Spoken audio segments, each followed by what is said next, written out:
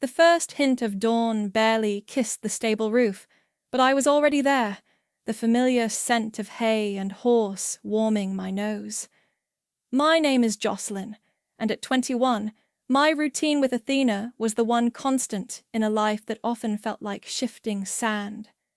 Every morning, I'd bring her a handful of sweet feed, run my hand along her sleek chestnut coat, and whisper secrets only she ever truly heard. Her soft wicker, the gentle nudge of her muzzle against my palm. It was my ritual, my anchor. But this morning, the air in the stable felt wrong, too quiet. My footsteps echoed as I approached her stall. The door was ajar. My heart started to hammer against my ribs, a frantic drumbeat. I peered inside. Empty. Just a scattering of straw, a water bucket tipped over. Panic, cold and sharp, seized me. Athena was gone. Jocelyn? Hector Black, our neighbor, a man in his 50s with kind eyes, appeared in the doorway. He looked tired, his gaze full of pity. Your father. He sold her last night. Quick sale. Said he needed the money. My vision blurred. Sold? Athena? My legs moved on their own, carrying me back to the house, the quiet dread morphing into a desperate need for answers. I burst through the back door. Donald, my father, 56, was at the kitchen table, nursing a coffee. My older brother, Rohan, 24, was scrolling on his phone, oblivious. Where is she? My voice was a raw whisper. Donald looked up, his expression flat. Athena. Sold. A necessary sacrifice, Jocelyn. Rohan needed the money for his rent. You know how these things are. He spoke as if he'd traded a broken-down tractor, not the only living thing I'd ever truly loved. Rohan just grunted, still staring at his screen. The words hung in the air, heavy and suffocating. Sacrifice. For Rohan. Always for Rohan. The pain was so profound it didn't ignite rage. Not yet. It just hollowed me out, leaving an echoing silence where my heart used to be. I turned and walked out, not saying another word. Later that day, from the quiet solitude of my room, I posted a single, stark message online. Jocelyn Dawson is missing. Not physically, not yet. But from their lives. I was already gone. The air in Lily's apartment was thick with unspoken grief, a stark contrast to the familiar, comforting chaos of the stables. I'd arrived hours ago, numb, my missing post already out there, a silent scream into the void. Lily, my best friend since we were kids at 22, just sat with me, letting me unravel. It was easier to talk to her than to breathe. I told her about Athena, about how she was the only one who ever truly saw me, how my father, Donald, had always seen Rohan, 24, as his golden boy, even when Rohan was a complete screw-up. He sold her, Lily, I choked out, the words still tasting like ash. Just like that, for Rohan. Lily's face hardened. I heard. My mom got a text from Hector. Said your dad got $11,000 for her, to cover Rohan's rent, apparently. His 6th eviction, Jocelyn. For fraud. Again. How many times does he get to screw up before your dad stops bailing him out? $11,000. For rent. For Rohan's latest mess. The sheer audacity of it, the endless favoritism, hit me with a fresh wave of nausea. My stomach churned. 6 evictions for fraud. Rohan was a black hole, sucking up everything good. He just keeps digging himself deeper, I muttered, staring blankly at the wall. Lily squeezed my hand. And dragging you down with him. You can't let them do this to you anymore, Joss. You deserve better than to be their collateral damage. We can find something on them. There has to be dirt. Her words were a spark in the dark, a hint of a path forward, Later, trying to distract myself from the gnawing emptiness, I started sifting through a box of old papers I'd moved into Lily's spare room months ago. Just random keepsakes. Tucked beneath some old school reports, I found a faded envelope. Inside were financial statements, official-looking documents related to the family land. My eyes scanned the fine print, and then I saw it. My name. And then a line about a trust fund I knew nothing about. And then a chilling detail, a notation about it being used as collateral. On the family land, the land Donald had just claimed he owned outright. My heart slammed against my ribs. This wasn't just about Athena.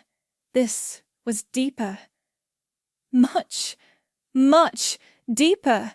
The trust fund documents were a punch to the gut. I spent the next few days, fueled by coffee and a simmering rage, digging. Lily, bless her, was right there with me, a human search engine. We started with Athena. It wasn't hard to trace the sale through the local livestock auction house records, where Donald had clearly offloaded her. The buyer was listed as Riker Mann. The address was out of state, a few hours' drive north.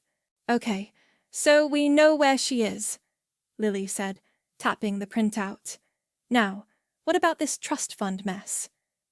That's where Valerie Zimmerman came in. Lily knew her from a local community college class. Valerie was an investigative reporter in her 30s, always looking for a good story. I showed her the documents, explained the situation with Donald and Rohan, the favoritism, the endless bailouts. Valerie's eyes lit up. This has all the makings of a classic family exposé, she said, already formulating angles. Let's get an attorney to look at this trust fund. If your father used it illegally, that's a whole different ballgame. Valerie connected me with Emmett Pearson, a lawyer in his 40s, specializing in estate law. He reviewed the papers I'd found, his brow furrowed deeper with each page. Jocelyn, this is serious, he confirmed, leaning back in his chair. This trust was set up for you by your grandmother. It explicitly states it's for your education and future, not for collateral on the family property. Your father has no legal right to use it this way. This is illegal. Meanwhile, back home, I knew Donald was in a frenzy. Rohan's court date for his fraud charges was looming, and Donald was practically glued to his phone, trying to strong-arm Rohan into cooperating with his defense. I heard snippets from Hector, who still checked in on me even though I was staying with Lily. Donald was, apparently, pulling out all the stops to keep Rohan out of jail. I knew I couldn't wait for the legal system to move at its glacial pace to get Athena back. I needed her now. I found Riker Mann's number and called him, my voice shaking but determined. I explained carefully that I was Athena's original owner, that she'd been sold without my consent. I offered to buy her back, using every penny I'd scraped together from odd jobs and selling some of my old jewelry and a few treasured childhood possessions. Riker listened, non-committal. I'll think about it, he said, before hanging up. A few days later, a local horse enthusiast forum popped up on my feed. A photo. Athena, entered in a prestigious out-of-state horse show. Time was running out. The horse show was 3 states away, a 12-hour drive. Lily, ever my rock, didn't hesitate. Pack a bag, she'd said. We're going. The drive was a blur of highway lines and anxious silence, punctuated by my desperate attempts to call Riker Mann, who wasn't answering. Hope and desperation teetered on a knife's edge in my stomach. While we drove, my phone buzzed with news alerts. Rohan's legal troubles were escalating. The local paper had picked up on the fraud charges, and the articles mentioned Donald's name, too, as a person of interest in the investigation, given his history of bailing Rohan out. The family tension, already a suffocating blanket, was about to snap. We arrived at the showgrounds late that night. The next morning, the air was thick with the smell of liniment and nervous energy. I found Riker man by the warm-up ring, a man in his mid-30s, focused intently on a bay mare. He looked up when I called his name, his expression wary. "Jocelyn Dawson," he said, clearly remembering my call. "I told you I'd think about it. She's my horse," I blurted out, the words raw. "My father sold her without my consent. She was my only friend growing up." I swallowed, trying to keep my voice steady. "When I was little, maybe 6 or 7, my dad got this wild idea to teach me to ride. He bought Athena, then barely broke. He said it would toughen me up. But he never really taught me. He just put me on her back and expected me to figure it out. It was Athena who taught me. She was patient. She was kind. When my mom left, when Donald was always too busy with Rohan, it was just Athena and me. She was the only one who never abandoned me." Riker listened, his skepticism slowly softening. He glanced at Athena, who was being led out for her event. "She's a good horse," he conceded. "I've grown fond of her." He paused, considering. "Look, I paid good money for her, but I can see you care. I'll sell her back to you, Jocelyn, for what I paid, but I need the money within 48 hours. I'm not holding her indefinitely." 48 hours. It felt like both an eternity and no time at all. But it was a chance. My last chance. 48 hours. That was the clock ticking in my head. Lily and I hit the ground running. We sold everything we could. My grandmother's silver locket, a small antique desk I'd inherited, even my old, barely used laptop.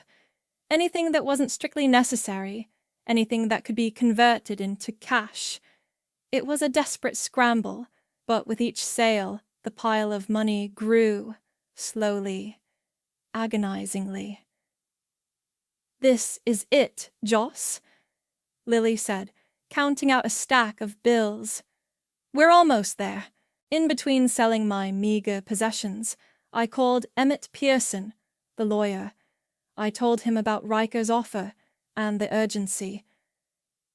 "I need to know everything about that trust fund, Emmett. Everything. And the land deed. Is there anything else I can use?" He told me to come in first thing the next morning. When I arrived, Emmett had a stack of documents waiting for me. He pointed to a specific clause. "Jocelyn, this trust fund, set up by your grandmother, not only explicitly states its purpose for your benefit, but it also designates you as the primary beneficiary of the land itself upon your 21st birthday, provided certain conditions were met. Conditions which, by the way, you've met. Your father was merely the trustee, not the owner. He's been living on and using land that, legally, has been yours for months. And using your trust as collateral for his son's debts. That's not just illegal, it's fraud and perjury." My head spun. The land. It was mine. Not Donald's. All this time he'd been acting like he owned it, like he could do whatever he wanted with it, including selling Athena off it. Meanwhile, Valerie's story was gaining serious traction. She'd published an initial piece online about family favoritism and the struggles of a young woman whose life was upended by her brother's mistakes. It didn't name names yet, but it clearly hinted at a deeper, more scandalous story to come. The comments section was a mix of sympathy and outrage. The local press, already sniffing around Rohan's fraud charges, started connecting the dots. The pressure on Donald and Rohan was building, a slow, steady burn before the inevitable explosion. With the last of my savings and a small loan from Lily, we finally had the $11,000. We drove back to the horse show, my hands clenched on the steering wheel. Riker met us, took the cash, and handed me Athena's lead rope. I walked into her stall, my heart pounding. She lifted her head, her ears twitching. Then she whickered, a soft, familiar sound, and nudged her head against my shoulder. She remembered me. An emotional reunion, a moment of pure, unadulterated relief. I had her back, and now I had something else too. Ammunition. Against them. The days leading up to Rohan's court date were a blur of calculated moves. Athena was back at the stable, safe, and I was staying with her, sleeping on a cot in the tack room, preferring the smell of hay to the suffocating silence of my father's house. I spent hours with Valerie and Emmett, meticulously going over every detail. We finalized the arrangements. Valerie would have her camera crew ready. Emmett would be there to guide me legally. The goal was to make sure Donald and Rohan's public reckoning was undeniable. Donald, meanwhile, was starting to sense the shift. He'd call, his voice tight, trying to sound casual. "Jocelyn, are you coming home? Rohan's court date is soon. We need to present a united front." It wasn't concern. It was control. He tried veiled threats, too. "You wouldn't want to do anything to jeopardize the family, would you? Things could get complicated." I just listened, offering nothing, letting his words hang in the air. He was used to me caving, to me being the quiet, obedient daughter. Not anymore. Rohan, desperate, even tried to manipulate me. He showed up at the stable one evening, looking haggard. "Joss, please. Dad's freaking out. This whole fraud thing, it's a mess. Just tell them you didn't know anything about the trust fund. Please, I'm your brother." His eyes were wide and pleading, the same look he'd perfected since childhood when he wanted to avoid consequences. "You want me to lie for you, Rohan?" I asked, my voice flat, devoid of emotion. "After everything? After you took the one thing I loved and let Dad sell her to pay for your latest screw-up? You think I'm going to save you now?" He flinched, but I didn't let up. "You made your bed, Rohan. Now you get to lie in it." I turned my back on him and walked away, leaving him standing alone in the dim stable aisle. I spent the remaining time gathering every shred of evidence, the trust fund documents, the land deed, the receipts from Athena's sale, even old photos of Athena and me. I contacted the local news channels Valerie had connections with, ensuring they knew a major story was about to break at the courthouse. I wanted a packed courtroom, no room for shadows or whispers. The night before the court date, I braided Athena's mane, her familiar warmth a comfort against my cheek. Before dawn, with the first sliver of light painting the sky, I led her out of the stable. The air was crisp, silent.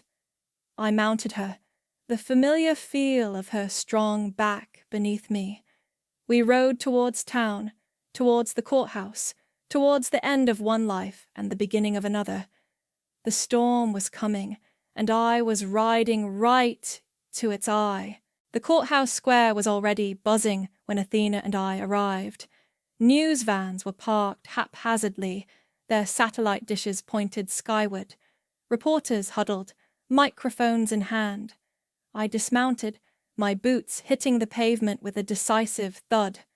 Beside me, Valerie Zimmerman, looking sharp and professional, gave me a reassuring nod.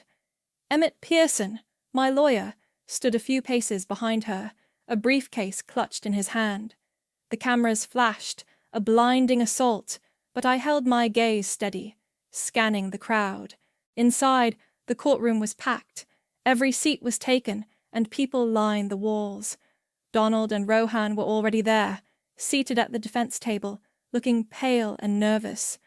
Donald's eyes found mine, and for a split second, a flicker of something. Fear? Crossed his face. Rohan just stared, his usual arrogance replaced by a hollow anxiety. The proceedings started, a dull drone of legal jargon. Then it was my turn. I walked to the stand, the weight of years of neglect and betrayal fueling every step. My voice, when I spoke, was clear and steady. I started with Athena, how she was sold out from under me to pay for Rohan's latest fraud. I detailed the $11,000, the 6 evictions, the endless favoritism. Then I shifted.